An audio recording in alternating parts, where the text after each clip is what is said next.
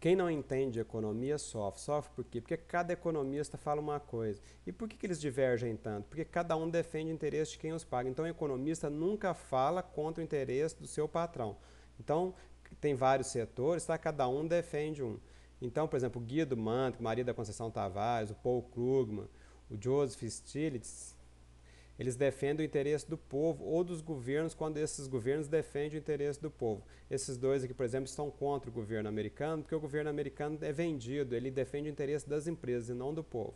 Nós temos os empresários, tá, que são defendidos pela FIEP, pelas associações comerciais e economistas que ganham dinheiro deles. Inclusive os jornais, principalmente o Estadão, tá, o Estado de São Paulo. Os empresários fazem propaganda nos jornais e, evidentemente, os jornais defendem o interesse deles. Os bancos são defendidos pela FEBRABAN, pelo mercado financeiro em geral e pelos economistas ligados a eles. Tá? Tem muitos economistas ligados aos bancos. Então, os bancos defendem os juros altos e inflação baixa, porque eles ganham dinheiro com isso. Os empresários já defendem juros baixos e inflação alta, porque essa inflação é justamente o lucro deles que provoca a inflação. Então, vocês nunca vão ver a Fiesp defendendo a alta dos juros, tá? Vai falar sempre que está alta, que precisa baixar. E vocês nunca vão ver a Febraban falando que precisa diminuir os juros, que o juros está muito alto. Isso é porque não é questão de economia, é questão de interesse, tá? É jogo de interesse. Então, vou dar um exemplo prático para vocês. Ó. O Rodrigo Constantino defende os interesses do mercado financeiro. Eu vou analisar uma palestra dele para vocês verem como que isso funciona, como que é o viés de quem defende o interesse. Então, vamos lá. O governo está plantando a semente de uma crise futura. Ele começa com terrorismo. Ó. O governo está plantando uma bomba relógio, terrorismo. Emissão descontrolada de moeda, terrorismo. Ele faz um diagnóstico falando que vai ter uma crise, só que ele não sabe quando que ela vai explodir. Por que ele não sabe quando que ela vai explodir? Porque se ele falar quando que ela vai explodir e ela não explodir, ele fica desacreditado. Então ele vai sempre ficar falando que vai explodir, só que esse trem nunca vai explodir porque não existe crise, não existe bomba para explodir. Então ele fala lá, ó, dívida do setor público é insustentável. Então ele põe lá o endividamento tá, em bilhões e a dívida bruta que ele trabalha. E por que está errado? Primeiro que a gente não trabalha em real, trabalha em porcentagem do PIB. De segundo que a gente trabalha com dívida líquida do setor público e não dívida bruta. Vou mostrar aqui para vocês a diferença. O governo brasileiro realmente aumentou a dívida bruta, só que ele aumentou o ativo também. Aumentou o passivo, aumentou o ativo, não tem importância, porque ele está emprestando dinheiro para as empresas investirem no Brasil e criar emprego e desenvolver o Brasil. E por que ele é contra esse empréstimo do governo? Porque ele quer emprestar, o mercado financeiro para o qual ele trabalha emprestar e não o governo. Se o governo empresta, tira o emprego dele. Então, certo, como é que a gente faz? A gente trabalha a dívida líquida do setor público em porcentagem do PIB e pega mais anos, tá? Não pega poucos anos igual ele pega, não. Ele pega pouquinho para falar que está subindo. Então, vamos lá. Ó. Tá vendo?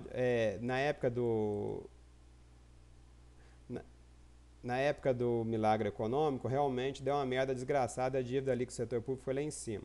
Aí teve aquele monte de plano econômico, eles deram uma roubada na gente e diminuíram. Com o Fernando Henrique Cardoso, começou a fazer contabilidade no Brasil de novo e a dívida líquida do setor público subiu. E com o Lula voltou a cair. Dois detalhes muito interessantes aqui. Ó. Em 1999, nós tivemos um problema cambial. Como o Brasil era altamente devedor em dólar, a dívida líquida do setor público pulou para 44,5. Tá? Então, antes, quando a gente tinha crise, o governo aumentava a sua dívida. Em 2009 aconteceu o contrário, teve uma crise cambial e o governo ganhou dinheiro. Por quê? Porque o governo é credor líquido em dólar. Então, nós estamos super seguros contra a crise. O governo brasileiro está super armado e a dívida líquida está caindo. Está tudo tranquilo, não tem problema nenhum. Então, se vocês pegarem também, contextualizando, comparando com outros países, principalmente com os Estados Unidos, ó, a dívida líquida do setor público dos Estados Unidos está aumentando gravemente. Lá sim tem problema. E a do Brasil está caindo. Então aqui não tem problema nenhum. Ele fala que o BNDES e a Caixa, o Banco Brasil, a Caixa, o BNDES estão emprestando muito dinheiro e realmente estão. E ele fala que isso é fascismo. Por quê? Porque se o governo empresta dinheiro, as empresas não precisam ir buscar dinheiro no mercado acionário ou nos bancos particulares. Então, ele provavelmente ganha dinheiro dos bancos particulares e do mercado acionário. Eu não sei de quem que ele ganha dinheiro, mas provavelmente é um desses, porque ele defende o interesse dessas pessoas. Outra coisa engraçada, ele fala que o banco público não pode emprestar dinheiro, mas ao mesmo tempo ele fala que durante a crise os bancos particulares não emprestaram dinheiro porque eles ficaram com medo.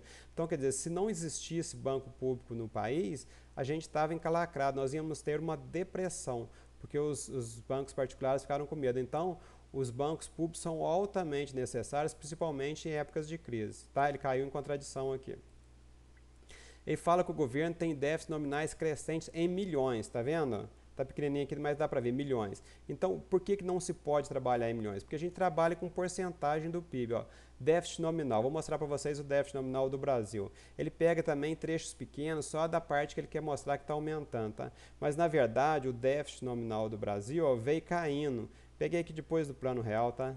Então veio caindo da época do Fernando Henrique e está totalmente sob controle. Ó, não precisa ser zero. Nenhum país do mundo trabalha com déficit nominal zero. Né? É sempre um pouquinho negativo.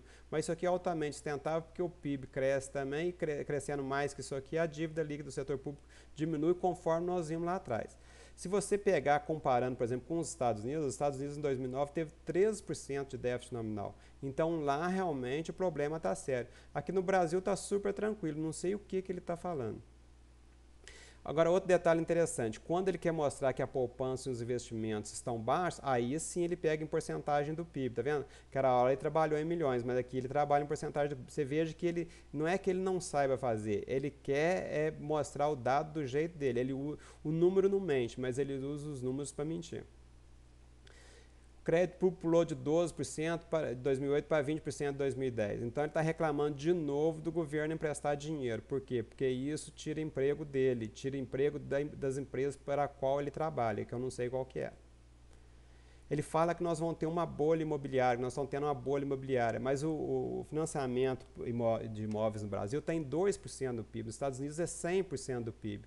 Então, quer dizer, para a gente chegar numa bolha imobiliária, falta muito, talvez uns 50 anos. Pode ter uma bolha? Pode, mas daqui uns 50, 100 anos. No momento, não tem risco nenhum. Previdência é esquema Ponzi. Só que nos países Europa, Estados Unidos, lá vai arrebentar primeiro do que aqui. Então a gente vai ver a solução que eles adotarem e nós também vamos adotar. E qual que é provavelmente a solução? É abaixar o valor da aposentadoria.